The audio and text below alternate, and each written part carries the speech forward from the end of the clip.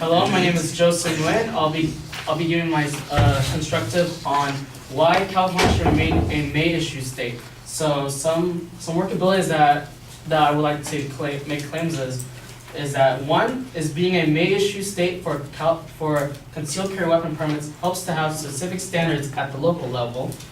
And my second claim for that is being a shall issue state allows for misuse of the privilege, being a shall issue state allows for misuse of the privilege of having a concealed carry weapon. So for being a may issue state for concealed carry weapons, that to have specific standards at the local level, that just means that this gives the local areas that, because we have our state and then our city government, so that's our locals, that have some more power on who should have concealed carry weapon permits. So for example, that helps to be a may issue state because in the county of San Diego, where in one of my sources that's by David Conangelo that writes in an article, says that in the affidavit, the sheriff's office in San Diego, where guidelines are similar to those of Yolo County, define good cause as a set of circumstances that distinguish the applicant from the mainstream and causes him or her to be placed in harm's way, adding that simply fearing for one's personal safety alone is not considered good cause. So that just is saying that having having just a simple reason on why you need a concealed carry weapon permit, like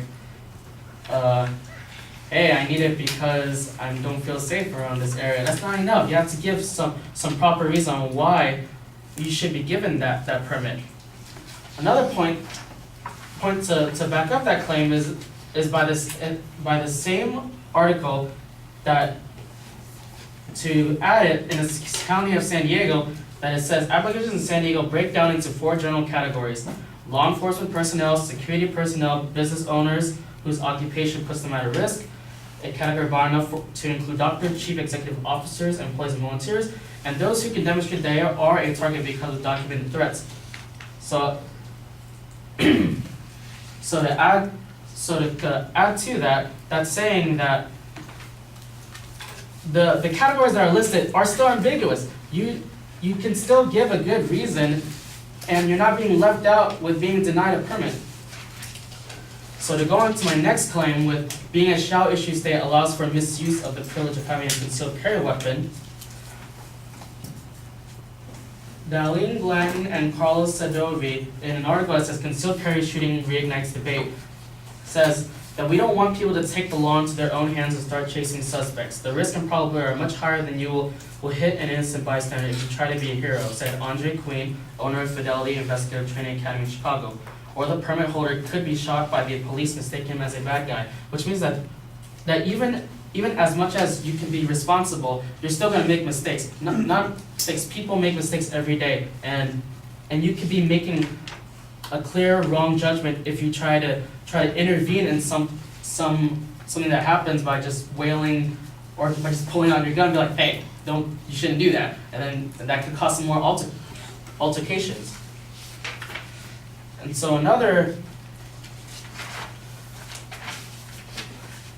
source of evidence that I'm going to use is from John Rosenthal, that said in the article, National Concealed Carry Reciprocity Law Will Increase Gun Violence, from the Huntington Post. There's an example of this kind of person. It says, on the evening of February 26, 2012, a 28-year-old man with a permit to carry a concealed handgun in Florida reported a suspicious person in his neighborhood to the local police. Despite being told by the 911 dispatcher to stay in his car and not engage the person, the man pursued a teenager and ultimately shot and killed him.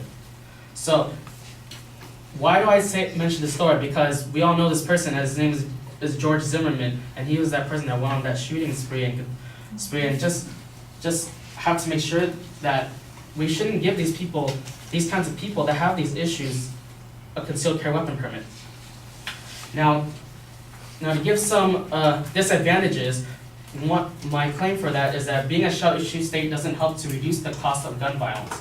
So, in an article where they talk about testimonies of certain people that really lost a lot of money to gun violence, in an article called "This is What It's Really Like to Survive a Gunshot," where there was a man named Antonius Viriajaja, where he was just having a stroll in the park, a walk down one evening, and a stalker ex-boyfriend that he doesn't know him. A stalker ex-boyfriend was just chasing his girlfriend and was shooting her, and he got caught in the fire. And so that cost him to having medical and mental health treatments that have totaled about $169,000, most of which have been covered by his health insurance. Still, his deductibles and other out-of-pocket expenses cost more than $20,000 and ate up all his savings. And so now he had to make some efforts to survive and be able to make up for that lack of money. How is he going to get all that back? And so I just wanted to conclude that with why California should still remain a Main Street state.